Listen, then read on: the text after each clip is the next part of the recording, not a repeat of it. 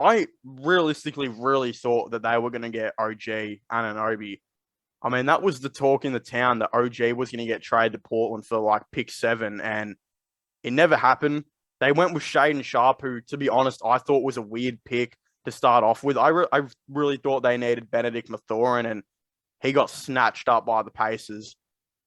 So, I don't know. Do you think are those rumors potentially true? Do you think that trade still go down? I think you'd have to give up a lot to convince the Raptors to let go of him. I mean, he's there's been rumors about him not being happy with his role in the offense or whatever, but I think that can all realistically be resolved. With the Shaden Sharp pick, I actually liked that for the Blazers. They've sort of just got to go balls to the wall and just they've got nothing to lose really. Like taking a hit or miss prospect like that, it's aligns with what they're trying to do. Because really, if Dame's staying, you only have a couple of years to compete, and the current squad's not going to get it done. So you'd rather bet on the potential of someone like Shaden Sharp rather than getting somebody that might be a really good role player and has a higher floor that doesn't give you the longer term potential. I just think Shaden Sharp, like he was best available. You know what I mean? Like there were people out here saying he could have the most potential out of anyone in the draft. Like his ability to shot create is pretty insane. But my issue is the two most safe positions they had was a point guard and a shooting guard until the Jeremy Grant trade, right? And now they've just gone and brought in a dude that plays the point guard and the shooting guard. I thought they needed to maybe do something a little bit different, but I think they just really got messed over by Kenny D's team, the Pacers taking Benedict Mathurin. I thought that was a great get. I mean, he's going to fit in absolutely perfect in what Indiana did. Some people were saying they might take Dyson Daniels at pick 6 and partner him up with Halliburton. That didn't happen, but he still went pretty high. Daniels went at pick 8 as well. Like, I mean, either way, I still reckon the Pacers had a really good draft, and they took Portland's man. I think Portland just kind of said to himself, let's go best available.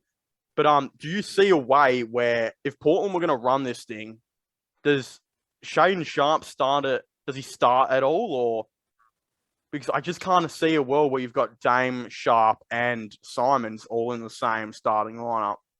Yeah, I think they trade Simons because he's got obviously aside from Dame, but he has the most trade potential out of him and Sharp at the moment. And he could get a really good package for them. Like if they bundled him and a couple of picks and maybe another young player like a Josh Hart or something together, they could really get themselves a good player like a Bradley Beal or a Donovan Mitchell or a Rudy Gobert or somebody like that. Not to say it's specifically going to be those guys, but somebody of that sort of caliber. I think you'd rule out Beal and Mitchell because it would be the same problem. There'd just be no defense there. But I get what you mean, like the same caliber of like a type of player. Rudy Gobert, that sparked up a really interesting one. But the one that we kind of mentioned before that I think would be good is do you go to the Trailblazers and say, we'll give you Anthony Simons future first round picks and try and get OG Anunoby? Is that a move you try and do?